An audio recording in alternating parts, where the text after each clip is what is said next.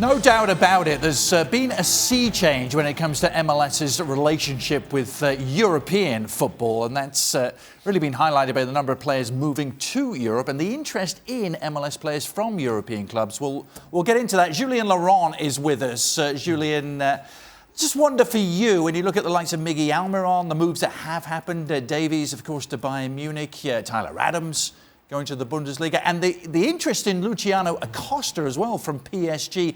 Is the perception changing in Europe when it comes to MLS players?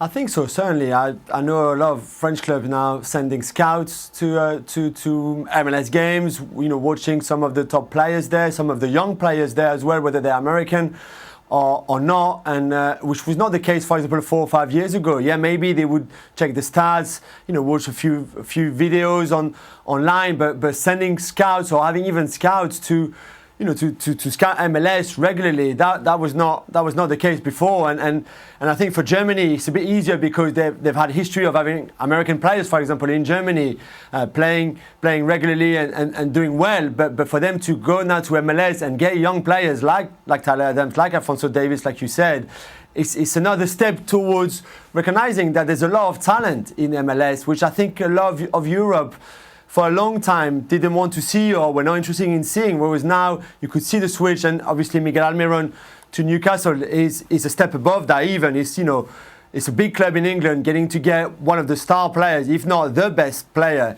in MLS, and spending a lot of money on him as well. And I think, again, that's definitely something that shows how much talent there is in MLS.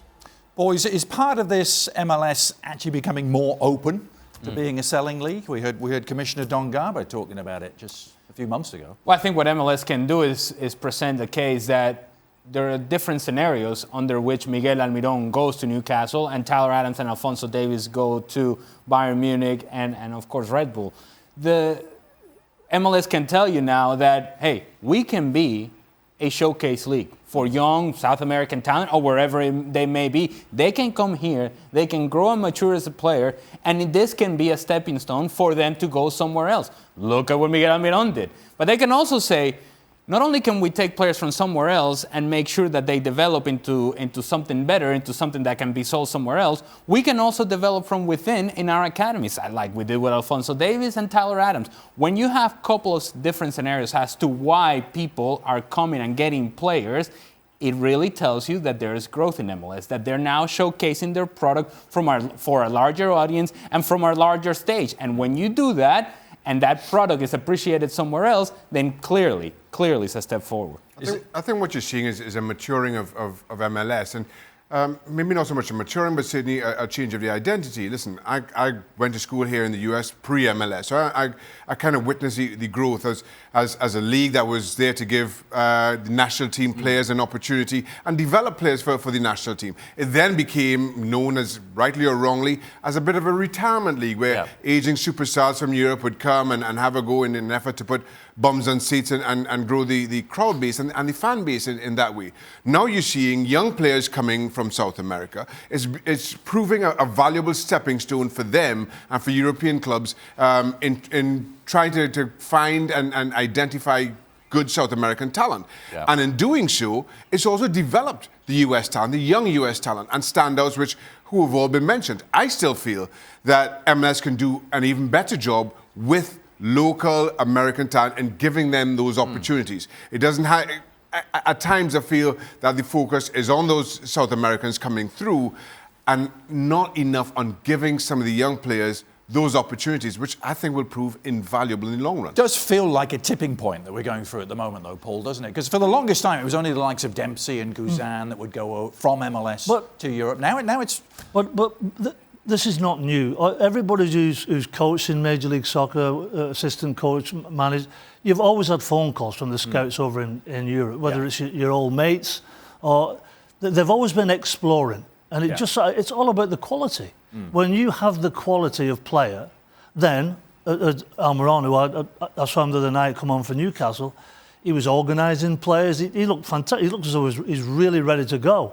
So my point is this, that it's all about the quality that it's produced. It's all about the quality that's in the league and how they can develop. Because there's no doubt, you know, you've got all these scouting systems throughout the world that you can buy into, Y-Scout, you can punch all the names in, and you can see all the games.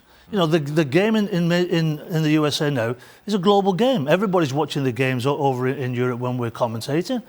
So it's all about the quality from within. If the quality is right from within, yes, they'll start selling players, but it takes time. I think it has to do also with the fact, and this is when perhaps the perception is changing a bit, is that it used to be that if you get a couple of players and one from a historically good soccer country, strong soccer country, and perhaps an American player, maybe that guy got the benefit of the doubt. Right. The other guy did. Yeah. Now, it may be different. It may be that it's actually a competition, and you actually are scouting the players. You're not just turning the page on the American player or the young guy who's coming from MLS simply because he was coming from MLS. Now you're saying, you know what?